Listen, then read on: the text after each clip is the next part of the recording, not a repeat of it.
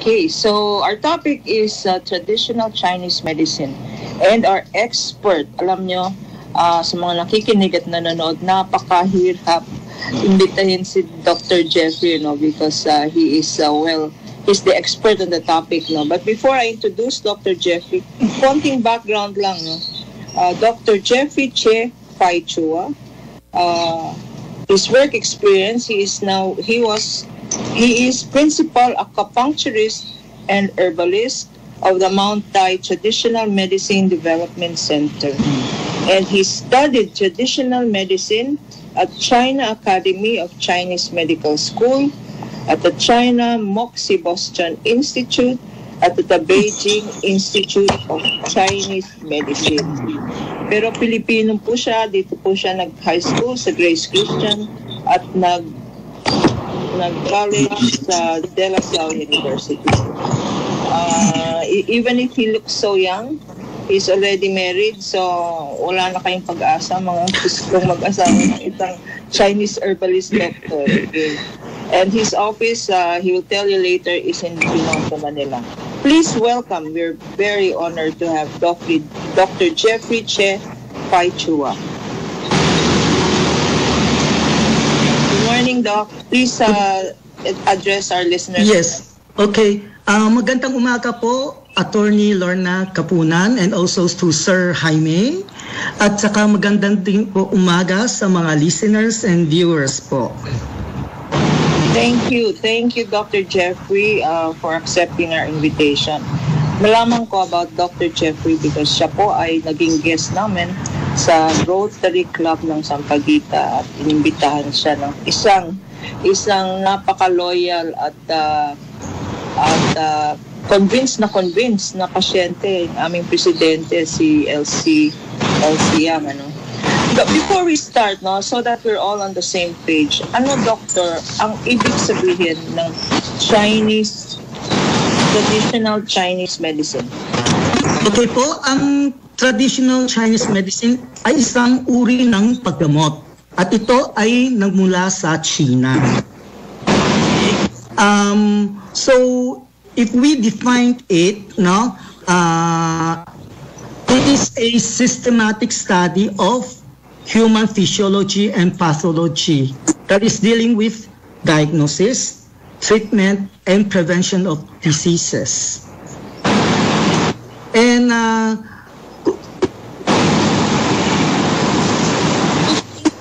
not just only, in medicine, ito din po ay mga habits ng mga Chinese people. Ang tawag natin, these are also considered as the cultural heritage. Ito ay may history of more than 5,000 years. So it is known as the quintessence of Chinese culture po. So when you talk about traditional Chinese medicine, you're really talking about, kasi sa konting research ko, ang common knowledge natin yung traditional medicine pwedeng i-categorize dyan into at least three na naintindihan natin with common parlance. Yung nangunguna dyan is acupuncture, Opo. Acupuncture, pangalawa yung tinatawag na Tai Chi, at of course, pangatlo yung very famous Chinese herbal products, So meron pa bang ibang klaseng medicine aside from this category? Yes, actually ang Chinese medicine ay composed of different modalities. Ang nabanggit po ninyo ay just only integral part of it. Okay? Aside from this, meron din tayo tawag na tuina. Okay? Ano po yung tuina? Ito po ay isang medical massage. Ginagamit ang kamay at saka siko on surface ng katawan ng mga pasyente, to stimulate ang mga meridians and acupoints na wala sa ibang medicine, para ma-correct ang katawan natin back to its balanced state. From tuina, meron din tayong moxibustion. Okay? At itong moxibustion, ito po ay isang uri ng heat therapy. ang ginagamit materials nito ay tawag natin aye, okay, o simply moxa. Isinisindi natin, tapos ang init na galing doon ay ginagamit din natin pang stimulation, no, in our body system, no. Also apply the same on media and occupants ng isang tao. At no, meron din tayo mga necessary therapy, no, na pwede or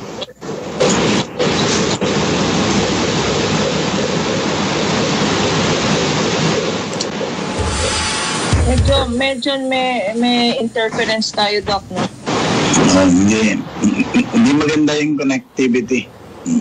Anyway, while maybe meron kayong katabing gadget, no? But Sarato ko. Siguro tayo sa cellphone ko po.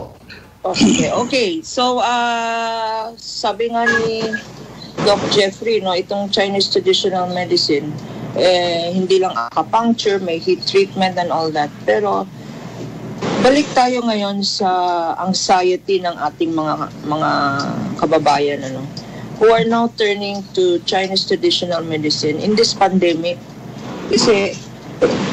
Kasi walang vaccine, walang tracing, walang testing.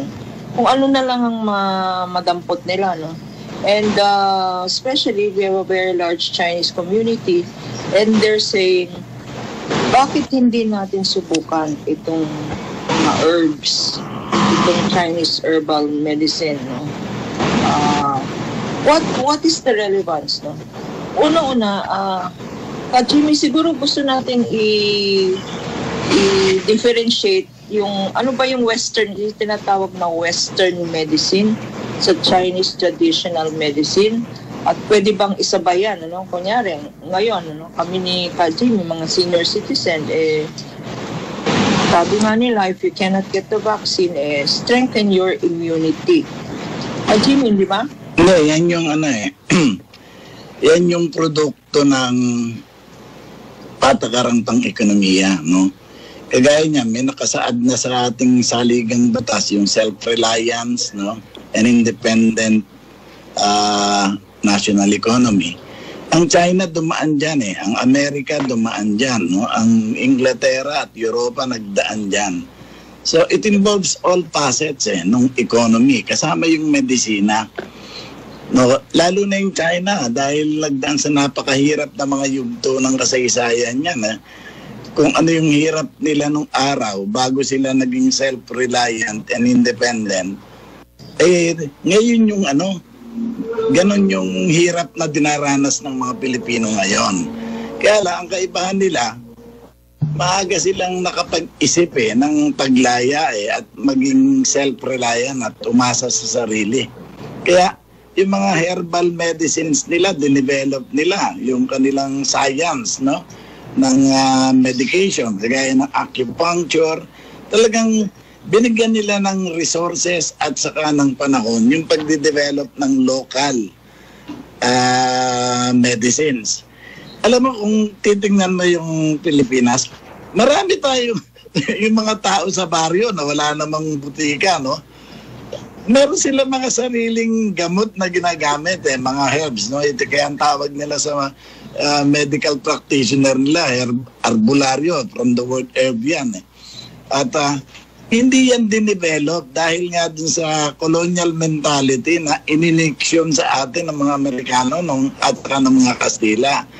Kagaya ngayon, may mga nagpipresenta ng mga vaccine. Kagaya mayroon lumabas na na Dominican priest, meron siyang ang ginagaranti niya na magandang vaccine ito. Halimbawa si Pabulan, yung taga Zambales, na sinasabi niyang magandang gamot ito para sa COVID. Walang pumapansin, no? At dahil yung gobyerno ay hindi believe sa mga local talents. Meron kang UP na may molecular biology, biotechnology course. Ang mga graduate kung saan lang napupunta dahil hindi binibigyan ng pansin. So ito yung kaibahan ng China.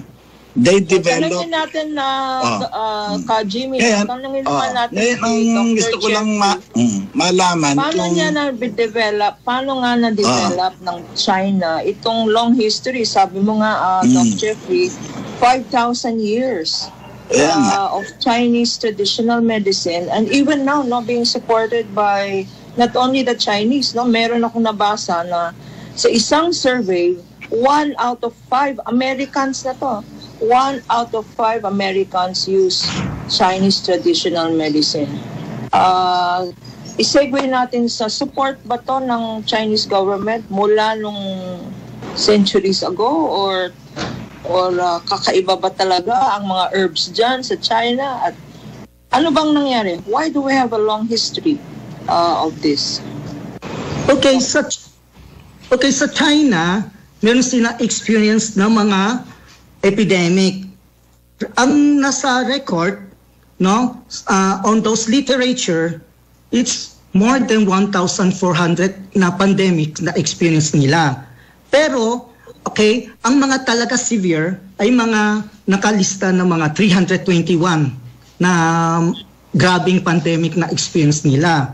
So, ang mga experience, syempre, yung every time na na-meet nila ng isang pandemya, ang ginagamit nila, ang mga herbal medicines, Chinese treatment methods, not just only herbal medicine na sinasabi natin, nilalaga natin sa soup, sa tubig. Also, they use moxibustion din at saka ibang modalities na katulad ngayon, sa China, sila ang the only country na can contain this virus. Para hindi sobrang spread out, So, ang ginagamit nila ay Chinese herbal medicine. So, it is really supported by the government. Ang government nila, in fact, nag-issue sila ng mga guidelines.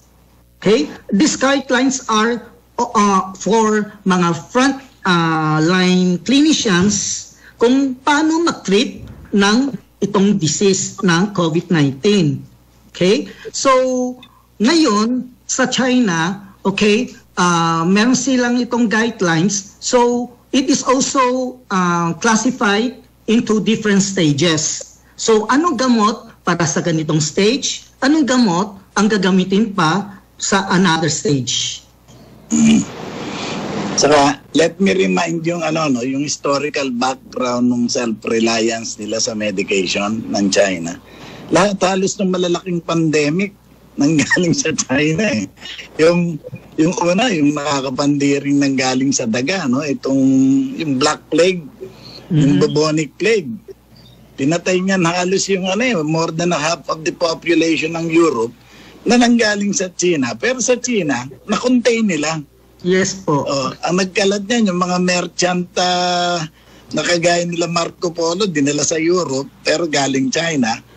Pero nung kumalat sa Europe, ang daming namatay. Dito sa China, nung nakita nilang merong ganitong bubonic plague, ang nangyari, yung mga namamatay ng bubonic plague, ginamit pa nila Gingis Khan na na armas dahil ibinabato nila dun sa kinakatapult nila yung mga bangkay dun sa kampo ng mga kaaway nila. Kaya kumakalat sa kaaway nila yung plague. Ang inasabi ko lang, yung kaisipang malaya at kaisipang self-reliant, yung maasa sa sarili, yun yung nagde-develop ng ganyang mga epektibong medisina kung dumadating yung mga sakit na kagaya ng mga pandemya na dumaan sa ating daigdig.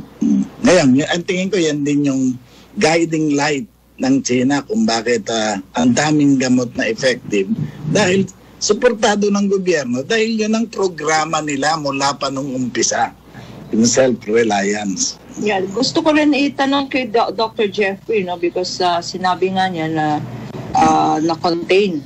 That is how China addressed, remember, Well, there is basis for saying that it really started in China, no, itong pandemic na to. But ngayon, pag nakikita natin yung figures, talagang na-contain na ng China, no. Ano ba ang ginawa, no? Because we would like to learn. Maybe we would like to learn from the Chinese experience. How did you contain the virus? Kasi ang daming nagrereklamo dito sa bayan natin, yung government response delayed. Yung government response ay inefficient at may kasama pang corruption. Can you share with us, Dr. Jeffrey, no, before we go to personal treatment with Chinese traditional medicine, can you share with us how did the government respond to this pandemic and therefore contained it? Okay, so it happened during late 2019, no?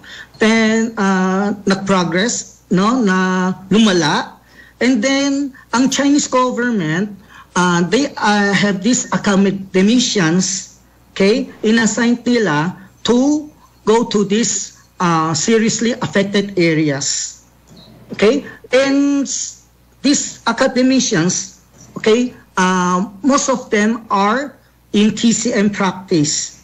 So nakita nila ang sitwasyon nito, nag-prescribe sila ng mga Chinese herbal formulas.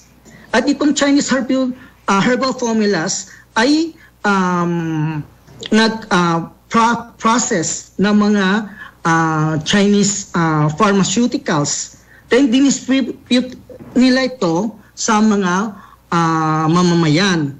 Okay? So, you know, I read in a report on February 2nd, nag-decided ang authority to distribute traditional Chinese herbal medicine to those people there. And then, na-observe nila on February 6, just only 4 days away, bumaba ang insidente, no? Nag-decrease ang rate of infections, no? So, aside from itong herbal medicine, okay, these are in different formulas, no? They have also mga herbal medicines for prophylaxis. And it is also distributed, no, para lumakas ang mga immune system ng mga tao at para maiwas na ma-contract itong virus. So, Doc Jeffrey, you're saying na at the start, nung onset pa lang, no? Kasi sa Wuhan nag-start ito. Lahat ng yung mga academicians, no, yung mga experts diyan pumunta doon para pag-aralan kung anong mga medisina. When was the vaccine developed? Okay. Kasi parang una ata ang China with Sinovac and Sinopharm. You mean nung nangyari ito wala pang vaccine, saka pa lang nag-develop or talagang meron ng ganito, no? Ang China, sila ay always ready. No? Hindi tulad na may isang problema and then you just solve it on the spot, no? So nag-prepare na muna sila, kaya yung I don't know if it's really true or not, no? Ang China, ang klase ng dinedevelop nila ay tawag natin inactivated, no? Inactivated. So, itong inactivated, hindi pwede basta-basta mabilis na ma-develop ito eh. So, may experience na sila sa SARS 2003. So, yung through their experience, meron na silang mga supports, no? So, just in case na pag nakaroon ulit ng pandemya, pwede nitong gamitin. Okay? Yung going to the point, no, addressing the point, no, ni Kajimi, no, yung Kajimi, ulitin mo yung punto mo na talagang dapat hindi lang reactive, no? Kasi tayo nagre-react lang tayo. Pag may pandemya, wala tayong facilities for research. We have the best brains, we have the best doctors. Miski na pumunta ka sa abroad, ang mga Filipino doctors and nurses, na brain drain na nga tayo kasi walang opportunity dito, no? Hindi, may hindi, may gusto. Kasi ang nag-uumpisa lahat yung yung kultura yung halimbawa, kultura ng gobyerno na maniwala sa sariling kakayahan, no, ng mga mamamayan niya. If you were to advise yung gobyerno para ma-harness yung mga resources, ang dami dyan, daming kagubatan din ng Pilipinas yung mga herbs na nakakagamot, pinapractice naman talaga sa mga barrios dahil hindi naman umaabot yung karamihan ng malalaking monopoly na na mga butika, di ba? At mga gamot na sophisticated. Pero nagsusurvive yung mga taga-baryo at ang lalakas ng mga katawan, di ba? Ang punto ko, how will you advise yung gobyerno namin kung paano magsusurvive sa mga ganitong sitwasyon using your own resources and using your own talent?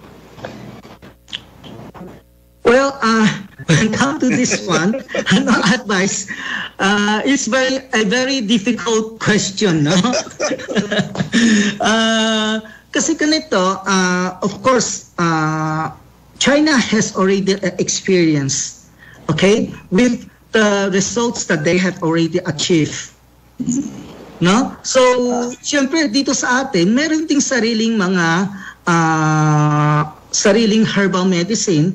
Kaso lang, katulad na sinasabi ninyo, kulang ang mga research natin, no? So, of course, one thing, maybe it's the budget. And siyempre, give yung importance din, no? Importance to this kind of matter.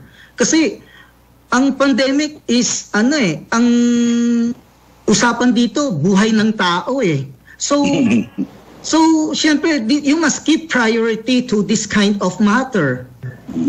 No? Katulad na China, they have already the medicine.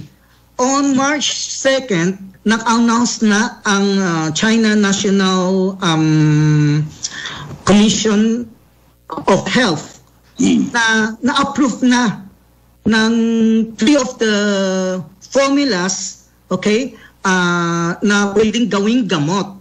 So, it's already available na. Ang problema, ngayon, kailangan ng mga pasyente natin dito. Kaso lang, we are restricted by mga several rules.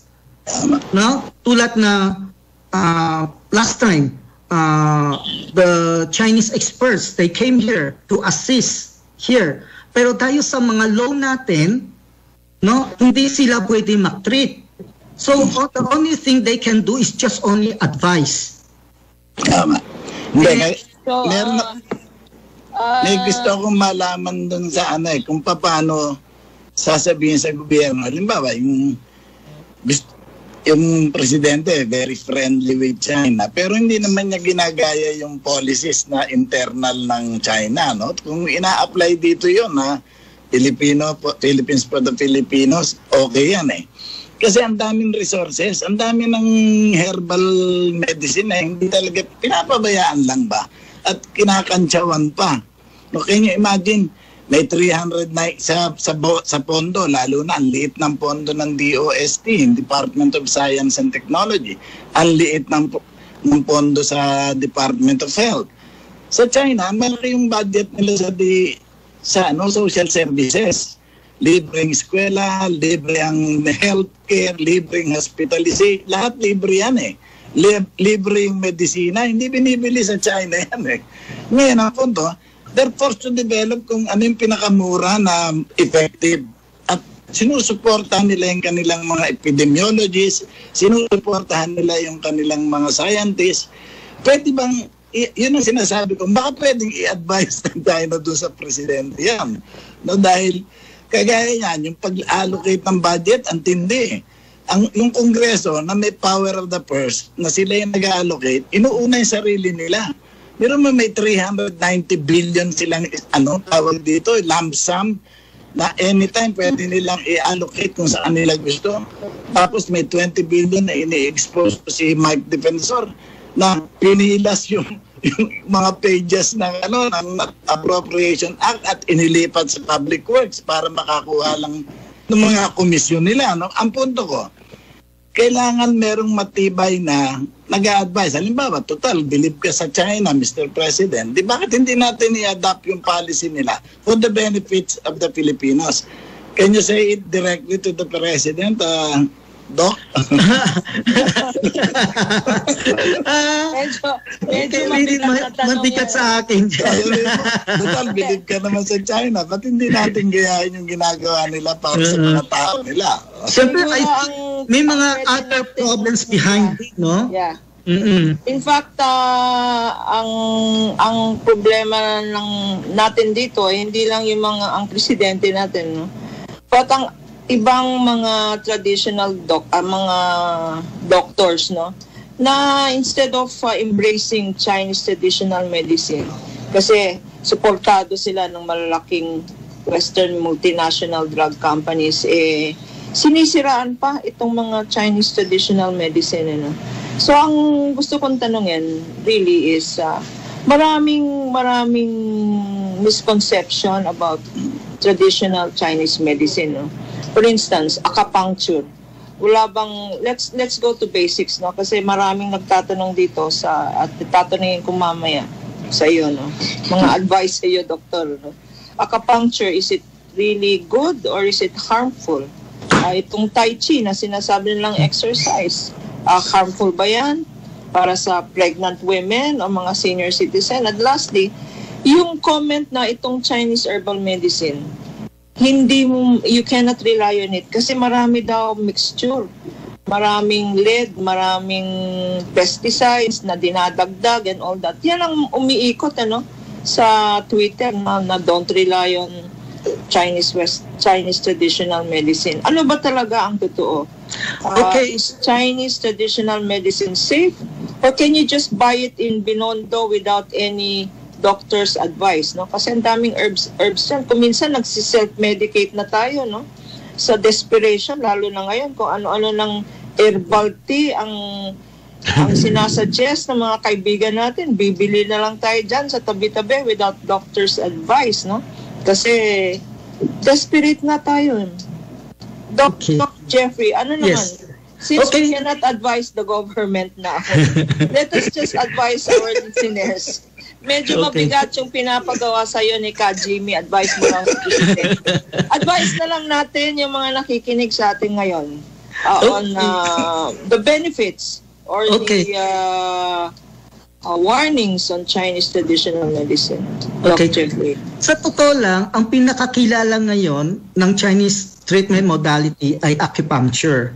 So, itong acupuncture ay insertion of needles. So, hindi just only, sinabi sa'yo, anong mga acupoints sa anong sakit, doon mo itutusok. Okay? At saka, ito po ay should be executed by a professional acupuncturist. Hindi yung basta sino-sino lang magpapatusok kayo. Pinag-aaralan yan. Pinag-aaralan yan. No? Pag mali ang tusok mo, syempre, depende sa area. Yung iba tinutusok na mga bawal na mga area, tinutusok nila dahil they don't go through formal education, no? O kaya under mastership ng mga mentor nila. So, pag magpapa-acupuncture, kailangan... meron bang kailangan license to acupuncture? Sure. Meron po dito sa Pilipinas. No? Meron tayong isang institution tawag diyan PTAC, which is Philippine Institute of Traditional and Alternative Healthcare. Okay, this institution is under Department of Health.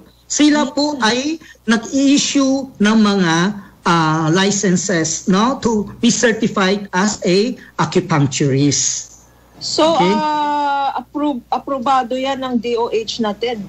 Opo, under acupuncture.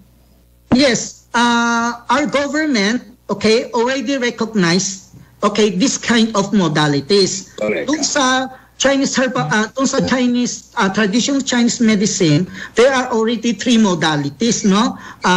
Acupuncture, tuina, and lately we have the traditional Chinese medicine just recently lang. Ang traditional medicine is composed of several modalities. No, pwede ka mag-practice ng Chinese herbal medicine, pwede acupuncture, pwede moxibustion, tuina, at saka ibang modalities related to traditional Chinese medicine. Kumbaga sa Western medical practice, may kanya-kanyang specialty. Merong pediatrician, obstetrician, ganun din sa Chinese traditional. Okay. Dati may nagsasabi, nako-comment, hindi dapat ganun ang traditional Chinese medicine because you are treating the patient holistically, no? In holistic approach. So hindi dapat. Pero what's really happening now in China, meron na Department of Respiratory Diseases, meron specialty in kidney diseases, in DCM, meron po. So sa akin, specialty in musculoskeletal problems and also internal medicines. So, Doctor, kung hindi ako nagkakamali, napakaikli lang ng panahon ng pag-aaral ng medisina. Dito sa atin, abutin ka ng 9 na taon hanggang 10 taon pag-aaral ng medisina. Sa China yata, mga 2-3 years, doktor ka na di ba? Okay, so mga 2 or 3 years, usually ganito. Doon sa China, meron sila bachelor of degree. Okay, bachelor degree consists of 5 years. Okay. Then, if you want to go to master degree, another 3 years. So, if you go to doctorate degree, another 3 years din. Pero may mga program sila na mga 7-year program for bachelor degree and also master degree. Okay? And so, sa totoo lang, sa ibang bansa, ang medicine nila don't need to go to pre-medicinal degree.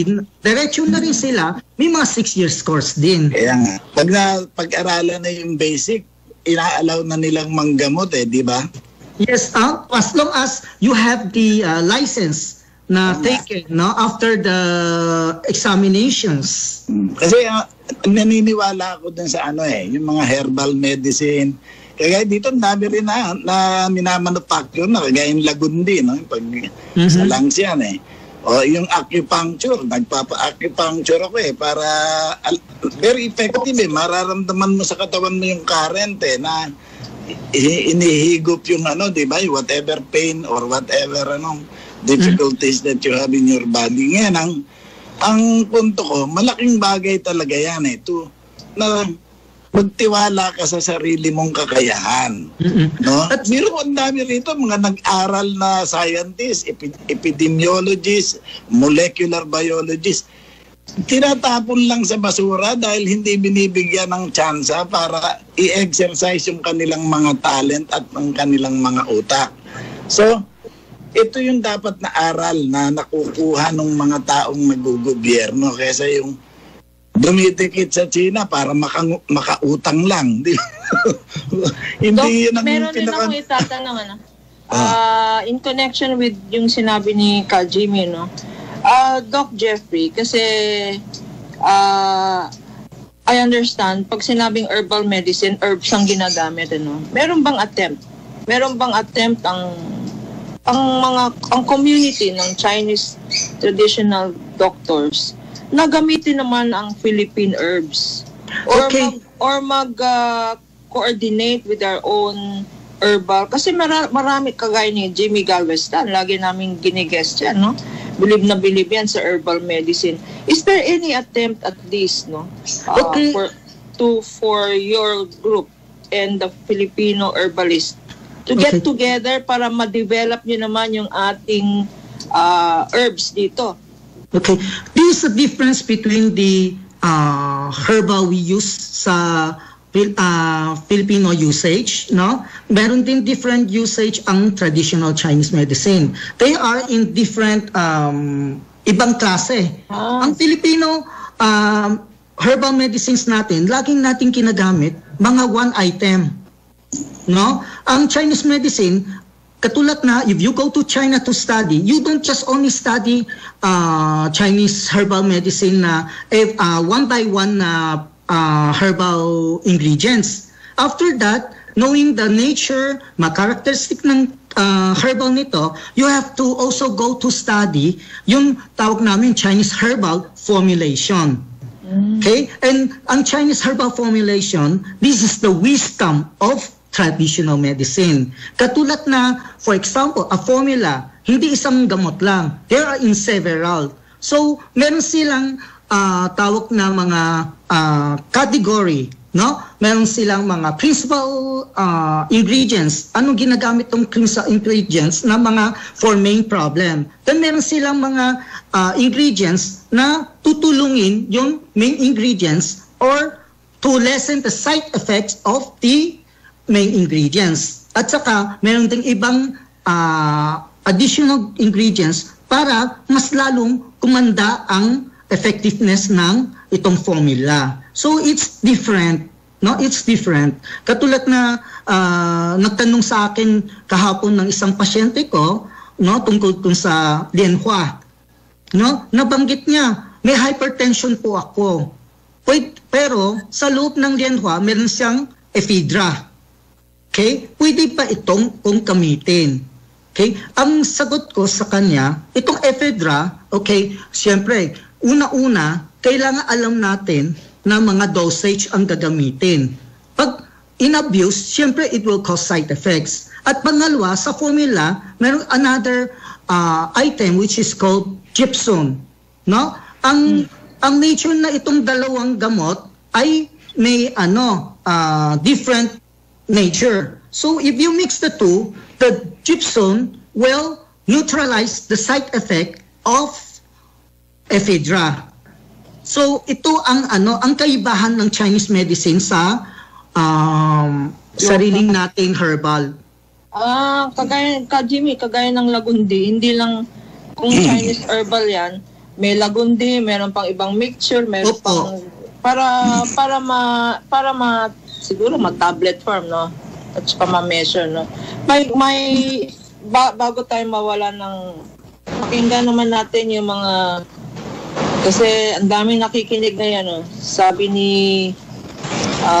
Wilson Tanyu, sabi niya, Chinese medicine is alternative to Western medicine. Pwede bang isabay yun, Doc Jeffrey? Opo, hindi dapat pwede isabay dahil walang may alam na kung Chinese herbal medicines na you're taking and also the Western medicine, kung may mga contraindications, no? May so ang advice namin palagi sa mga pasyente, kung nagte-take ng Western medicine, hindi namin pinabawalan na okay, you just only take Chinese medicine, huwag ka na mag-Western medicine. We don't do that, okay? But anong advice namin? Kailangan hiwalay ang pag-i-intake. The best, no, gap, ang time is 4 hours. Kaso lang yung may pang pasyente, maraming herbal, maraming medicine, no? So, at least naman, sabi namin, is 1 or 2 hours gap. So, pwedeng isabay, no? Chinese herbal medicine, tapos after 2 or 4 hours, yes, Western medicine. Opo. Pag isabay-sabay. Yes. Napakahirap ako, sabay-sabay ako Hindi. Saka yung global situation kasi nung mga industrial complex, itong pharmaceutical companies ng Western world, talagang they're in control nung supply. Mga yan, pati yung patakaran ng gobyerno, pinakikialaman. Very sila sa lobbying pati yung pagpapa-legislate ng mga batas, no? Kaya most of the time, maski na walang efficacy yung medicine, nagagawa nilang itulak at sinasamantala nila yung mga corrupt practices dun sa mga legislation at saka dun sa execution, yung mga policy implementors. So because of that, hindi mo na malaman kung ano talaga yung potent and effective na medicine, lalo na kung ang medical field o yung medicinal field kontrolado ng isang monopoly ng mga higanting pharmaceutical companies of the West. Ngayon, itong practice sa China, ang tingin ko dapat na ipinopopularize all over the world. Paniwalaan mo yung mga tao mo, no? Paniwalaan mo yung kasaysayan mo. Kasi may kasaysayan yan yung paggamit ng mga herbal medicine, yung practice ng pagpapalakas ng katawan, di ba? At kung ano yung... Ang unang step, tingin ko, paniwalaan mo kung ikaw ang gobyerno. Pangalawang importante, buhusan mo ng pondo. Hindi kung saan-saan pumupunta. Aanuhin ba yung by the billions na itinatapon doon sa mga legislators na wala namang nile-legislate na magandang batas, di ba? Yan ang mga pangangailangan. Paniwalaan mo at buhusan mo ng pondo yung R&D, Research and Development, at saka yung pagpupus ng science na maging self-reliant ka at huwag kang mag-rely sa mga multinational o transnational corporation ng pharmaceutical companies. I think that's a good lesson which kung hindi maniniwala sa akin, baka ikaw paniwalaan ka ng gobyerno, you can advise them. Hindi, idadagdag ko rin sa sinabi ni Ka Jimmy, no? The reason siguro may resistance ang Western doctors or the multinational pharmaceutical companies sa pagbabasa ko, ito palang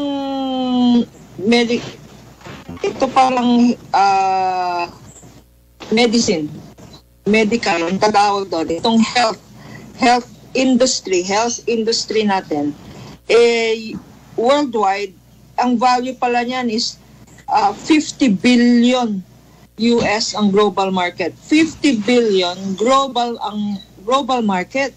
So, yung mga big manufacturing companies ng Western medicine, ayaw nilang pumasok ang mga Chinese traditional practitioners, no? But the good news is apparently Doc Jeff, no, naniniwala na ang World Health Organization, no?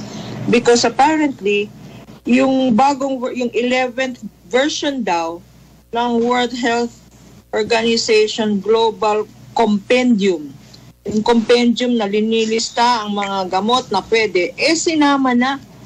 They already included 3,106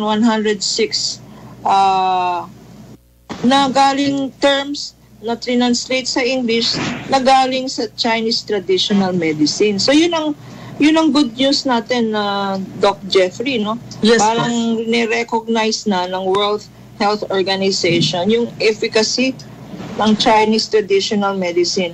Pero bakit, sinabi ng isang listener natin, bakit sinasara?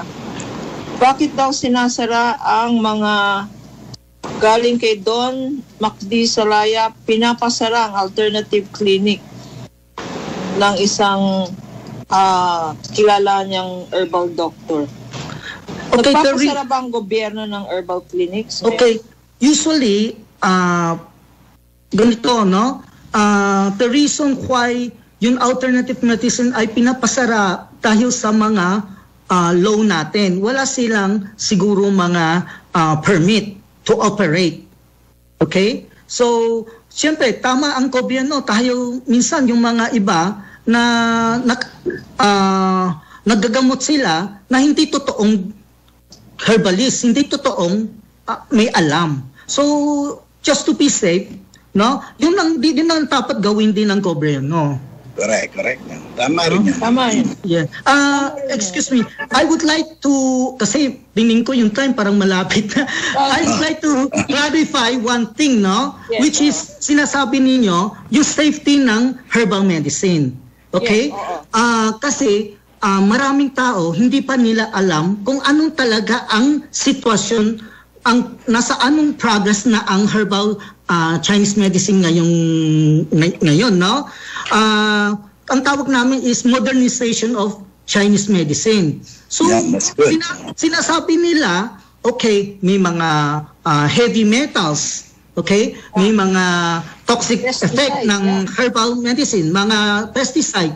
Pero, hindi nila alam, already go far away na ang mga technologies ngayon through mga science and technology, no? So, if you notice, ang mga gamot ngayon, instead na kailangan ka magluto dun sa, you have to boil it, right now, hindi na, very convenient. You just like drinking coffee, you pour these ingredients into a cup, you stir that, you can drink away. And during the process of making this kind of granules, inaalis nila ng mga excess metals, mga residue ng fertilizer. So it's very safe right now.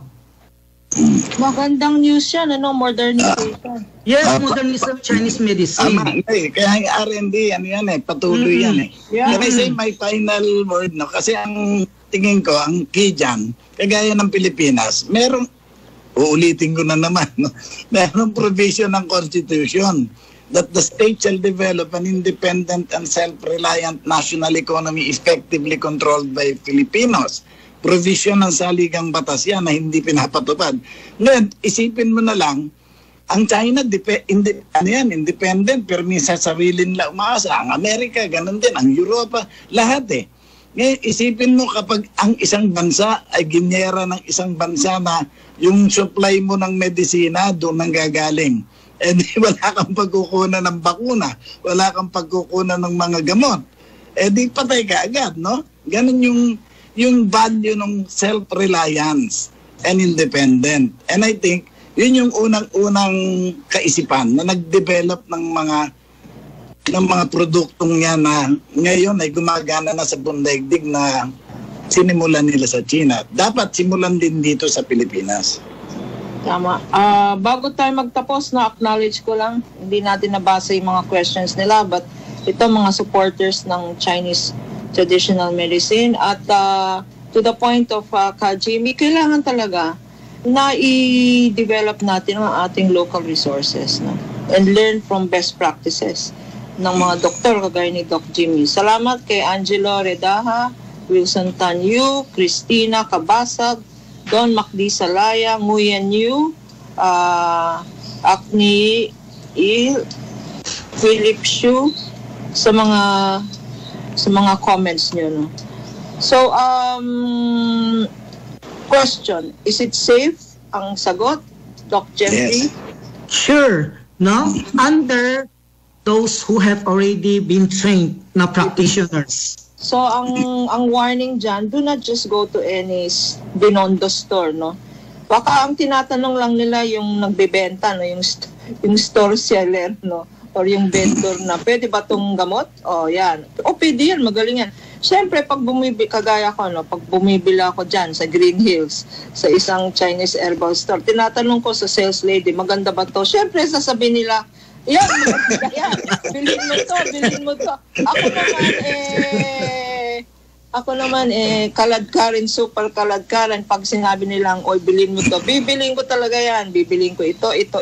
So, wag nyo akong gayahin. Pumunta kayo sa isang expert, kagaya ni Doc Jeffrey, no? So, Doc Jeffrey, gamot sa last question, ito ba ay pwedeng Chinese herbal medicine? Pwede bang gamot to sa pandemya natin? Sa COVID? Anong tinutukoy mo? Anong gamot po? Itong herbal medicines, no? Because sabi ko... Hindi, yung ginamit ni Benhar. Saka ni Bongbong Marcos. Okay, Kasi nung nagkasakit ako for the first time, gumamit ako ng sinabing yung Linhua ba yan? Yes. Oh, yun. Mabisa ba yun? Kasi Okay.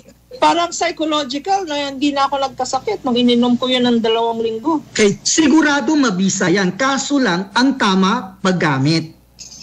Okay? Kasi ang problems dito sa Chinese medicine, we have to differentiate. Kung ito ba ay belong to wind coat disease o wind heat disease, may mga differentiation nito. If yung ang characteristic ng sakit mo ay may lamig sa loob ng katawan, tapos kinamit mo pa na ang linghua, kasi pampalamig yan eh. Hindi ba sinabi sa instruction?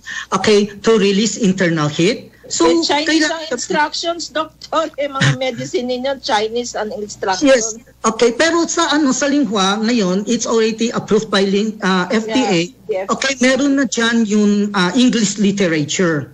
Supposedly, no? So, paggamit, kailangan tama. Kaya sinasabi, don't do self-healing or medication. You have to use it under the guidance of a professional doctor. And Okay. talking about professional doctors, Doc Jeffrey, pwede ba kayong bisitahin? Can you give on air and live on Facebook your clinic address? Ito, ang clinic ko po ay nasa tabi ng Binondo Church. Ang building nito ay tawag na Wellington Building. No? Then nasa 5th floor ako, room 546.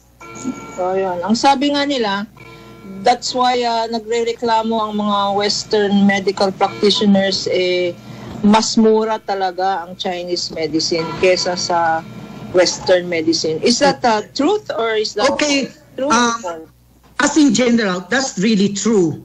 No? Kasi, one thing, it can also help the government to save their budget. Correct. So, Doc, sana nasa IATF. Ikaw na lang i-recommenda natin sa Interagency Task Force para luminaw ang problema natin at luminaw ang response natin sa pandemya na to. At habang naghihintay tayo, I guess taking the advice of Dr. Jeffrey, do not self-medicate. Although Chinese traditional medicine is good, always consult your doctor. At Doc Jeff, your last Yes, word? po. Okay, ang masasabi ko lang, no, ingat lang tayo and always keep safe. And also, thank you for inviting me to your program. Thank you rin. Salamat, Thank you, Doc. At Doc Jimmy tuloy yung sinabi ko. Doc Jimmy. Any last words? Okay na, basta pakinggan natin yung mga professional practitioner ng medisina. Huwag tayong mag-self-medicate, delikado yan. At ako naman, naniniwala pa rin ako that despite this pandemic, let us not lose hope. Kasi pag nawalan tayo ng pag-asa, nawalan tayo ng confidence sa gobyerno natin, nawalan tayo ng confidence sa sarili natin na mabubuhay tayong mahaba, talagang magme-mental depression tayo at yan ang ikamamatay natin. So, ang advice ko, whether it's traditional Chinese medicine or Western medicine, it is never an oversupply to always pray. Dasal, dasal, dasal tayo. Ito po, si Attorney Lorna Patao Kapunan, nagpapasalamat kay Doc Jeffrey at ka Jimmy. Dito po tayo sa laban para sa karapatan. Keep well everybody, stay safe. Bye-bye.